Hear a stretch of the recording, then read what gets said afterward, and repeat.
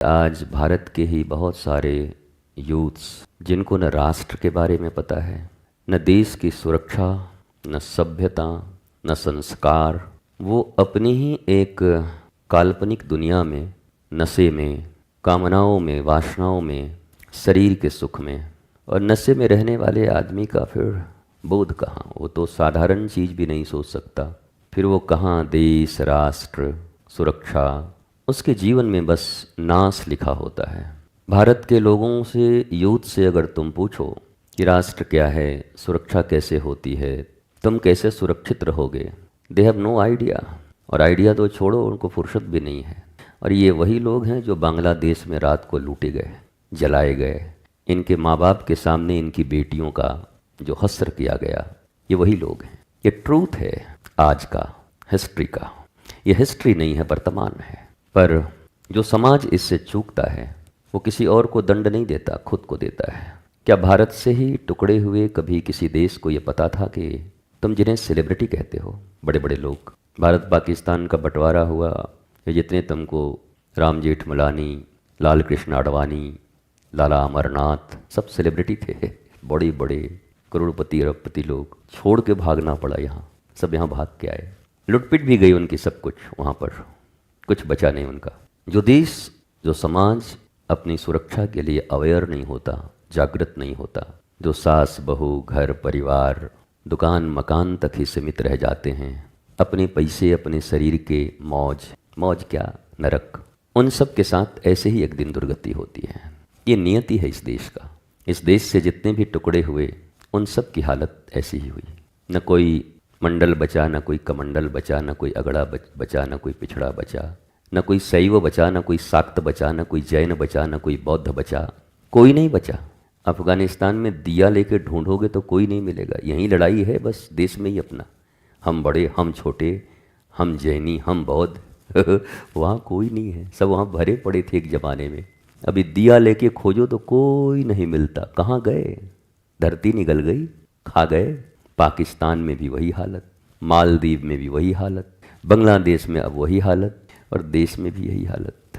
पर लोगों को अपने चोरी चकारी, भ्रष्टाचार, 2 पैसे जमा करना, इससे फुर्सत ही नहीं है। इसलिए सत्संग का एक अर्थ यह भी है कि वर्तमान के सत्य से परिचित होना। वर्तमान में सत्य क्या है?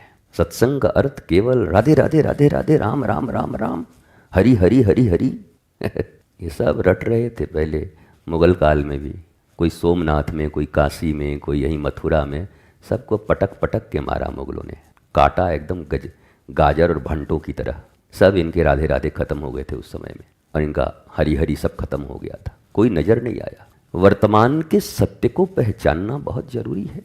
जब हम श्री राधा श्री राधा श्री राधा कहते हैं तो हमें श्री किशोरी जी के उस त्याग का भी याद रखना चाहिए, जब श्री कृष्ण ने सब कुछ छोड़ दिया। अचानक गोपियां रह गईं, किशोरी राधा रानी यहीं रह गईं, और बोले, हे किशोरी, अब बांसुरी नहीं, अब बिगुल फूकने जा रहा हूँ, शंख फूकने जा रहा हूँ। पृथ्वी पर आताताइयों और अत्याचारियों की भरमार हो गई है, इसलिए अब ये निकुंज लीला संभव नहीं है। अब तो खुले मैदान में आताताइयों से निपटना होगा मुझे। और वो 5 जन शंख बजा के चले गए। क्या ये बात लोगों को समझ नहीं आती? उन नालायकों, दुर्जनों, मूर्खों की तो बात ही छोड़ दो जो शरीर पे ही केंद्रित हैं। नशा, पैसे, अपने ही खानदान, 2-4 परिवार उसी में हैं, उनका तो लुटना पिटना तय हो, मरेंगे, उनको कोई बचाएगा नहीं। लेकिन जो लोग कहते हैं कि मैं धार्मिक हूँ, इन लोगों से तो मैं प्रश्न भी नहीं करना चाहता। ये जो शरीर के अनुयायी लोग हैं, ये तो कीड़े मकोड़े की तरह हैं। धर्म इनसे सवाल भी नहीं करता, कीड़ों से, मकोड़ों से, जो केवल अपने शरीर, अपना ये मेरा करियर, मेरा ये। अरे तुम्हारे करियर में आग लगे।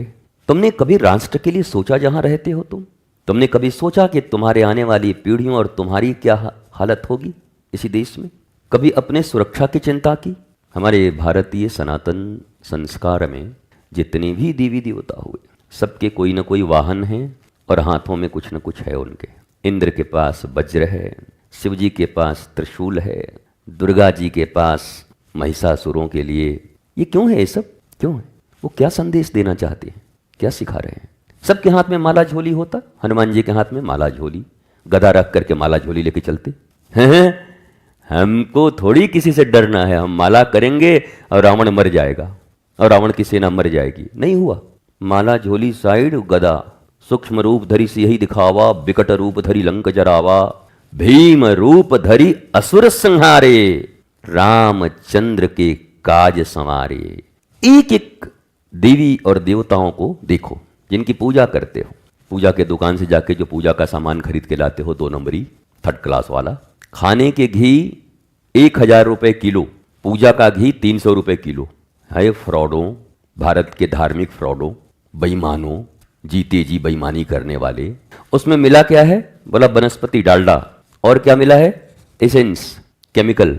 पूजा के घी ले आओ और उसमें नीचे पढ़ो, छोटा सा लिखा होगा, केवल पूजा में यूज करें, खाने के योग्य नहीं है, नुकसान हो सकता है।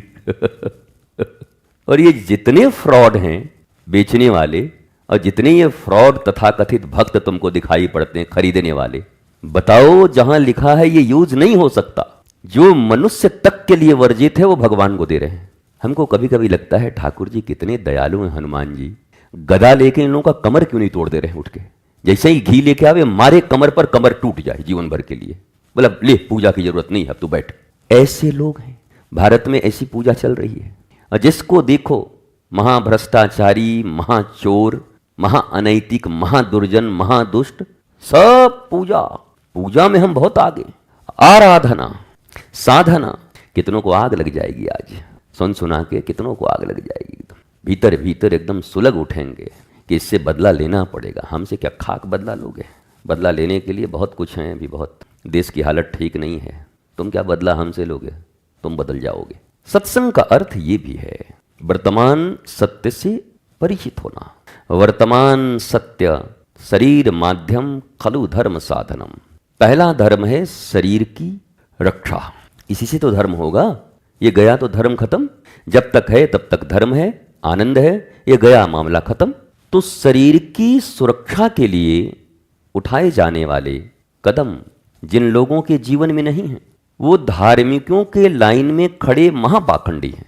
फिर से कहता हूं, जो लोग शराब में हैं, नशे में हैं, मांस मदिरा और यही खेल स्त्री पुरुष का, इसी में दिन रात जो डूबे हैं, वो तो कीड़े हैं। उनका तो मनुष्य में गिनती मत करो। जैसे 84 लाख योनि होते हैं तो उसमें कीड़ा का अपना योनि होता है, तो कीड़े की योनि में चले गए। अब रेस्ट जो बचे हैं उनको मनुष्यों में गिनो। पर इन मनुष्यों में भी वर्तमान के प्रति कितने सजग लोग हैं? कौन है जो अपनी सुरक्षा, अपने समाज, अपने राष्ट्र की सुरक्षा के विषय में सोचता है? और सोचता है तो फिर करता भी है। वो कई लोग ज्ञान देने आते हैं, आप सुनोगे कि जो धर्म में आचरण चलता है उसकी रक्षा खुद होती है, बाकी ये सब चिंता करने से क्या फायदा है। अच्छा, बाकी चिंता वो कर रहा है दिन रात। भिंडी नहीं आया इसकी चिंता उसको ही है, उसको गहना नहीं मिला, ब्रेसलेट और सोने की चेन, इसके चिंता में वो गल के मरा जा रहा है पड़ोसी को देख करके कि उनकी पत्नी को कैसे मिल गया, हमको मर गया समझ लो, बस अभी खत्म हो गया वो। बाकी उसको सारा चिंता है। बस जहां कहोगे राष्ट्र की चिंता करो, बोला अपन ये सब चिंता नहीं करते। तुम क्यों चिंता करोगे? तुम्हारी चिंता कुछ दिन के बाद करेंगे लोग। चिंता और चिता दोनों एक साथ तुम्हारी होगी। लोग कहेंगे महाराज जी आप डरा रहे हैं क्या? हम काहे डराएं? हम क्यों डराएं? एक डॉक्टर, वैद्य, एक लापरवाह आदमी को बार बार बोलता है कि शरीर का ख्याल रखो, ठीक नहीं होगा, सुनता ही नहीं। 1 बार 2 बार 3 बार 10 बार 20 बार खचाखच वही पराठे, वही चीज़ें जो खाने से मरेगा वो खाता ही रहता है। तब अंत में वैद्य ने जब देखा, बोला भाई देखो कैंसर की ये अंतिम स्थिति है, या तो पूर्ण रूप से अब इस रूप से चलते हुए अपने आप को बचा लो, और नहीं तो हरिओम तत्सत के लिए तैयार रहो, मरोगे। अच्छा, कोई कहे आप कैसे डॉक्टर हैं, आप मरीज को डराते हैं? अरे मरीज तुम्हारा लापरवाह का 5वां औलाद है, सुनता ही नहीं है, मरने के कगार पर खड़ा है वो, अब मृत्यु उसकी अवश्यंभावी है। तो एक डॉक्टर वैद्य का कार्य क्या है? सत्य से उसको परिचित करा देना कि ये तुम्हारा सत्य है, अब तू जी या मर। कई बार हमें भी लोग कहते हैं गुरुजी आप डराते हैं, आप थोड़ा नकारात्मक बात बोलते हैं, थोड़ा पॉजिटिव बात बोलिए, लोगों में उत्साह जगाइए। अच्छा, मुर्दे में उत्साह जगती है हो? स्मशान पर चलो, मणिकर्णिका पर, और 50-100 मुर्दे आए हुए हैं, और वहां लगा दो, ए देश है वीर जवानों का, अलबेलों का, सारे मुर्दे खड़े हो जाएंगे हाथ में कि वाह, अब तो हमको खड़ा हो जाएगा ना मुर्दा। मुर्दा को वीर जवानों का करो कि हर हर महादेव करो, मुर्दा तो मुर्दा, कुछ देर में उसका मामला खत्म। तो जो आत्मिक रूप से मुर्दे हो चुके हैं लोग, उन्हें उत्साह देकर नहीं जगाया जा सकता। इस देश की आत्मा भी मर चुकी है।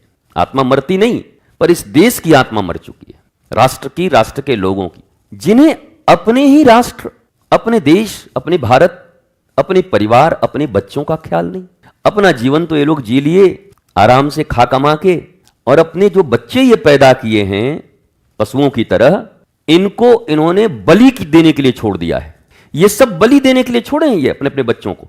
पशु की योनि में रहे, पशु की तरह अपना जीवन जिए, और मिले स्त्री पुरुष, बच्चा पैदा कर दिया, और अब इनको छोड़ दिया मरने के लिए। इनकी मौत निश्चित है, और वो भी बड़ा क्रूरतम मौत। ऐसों को मां बाप कहा जाएगा? हम तो नहीं कहेंगे। अब भारत में स्वतंत्रता की अभिव्यक्ति है, सभी लोग अपने राय को प्रकट कर सकते हैं, मैं भी कर रहा हूं। मैं तो ऐसे लोगों मां बाप नहीं कह सकता। माता शत्रु पिता वैरी, शास्त्र कह रहा है ऐसे माता पिता शत्रु हैं और वैरी हैं अपनी संतानों के, जिन्होंने अपनी संतानों को आत्मवान नहीं बनाया, जिन्होंने आत्मिक ज्ञान नहीं दिया। एक आदमी का बच्चा, इस भारत में एक बार आरटीआई डालो कि जन्म लेते माँ बाप किसके किसके मर गए 1-2 साल 2.5 साल में, कितने बच्चे निकलेंगे पता है तुमको? लाखों ही नहीं, करोड़ की संख्या आ जाएगी। और उनमें से पता है धनवान लोग कितने हैं? बड़ी संख्या में करोड़पति अरबपति पहुंच गए। तो माँ बाप तो नहीं थे तो कैसे पहुंच गया? कैसे दुकान खोल लिया, कैसे मकान बना लिया, कैसे फैक्ट्री खोल ली? वो तो नहीं थे माँ बाप, मर गए दोनों।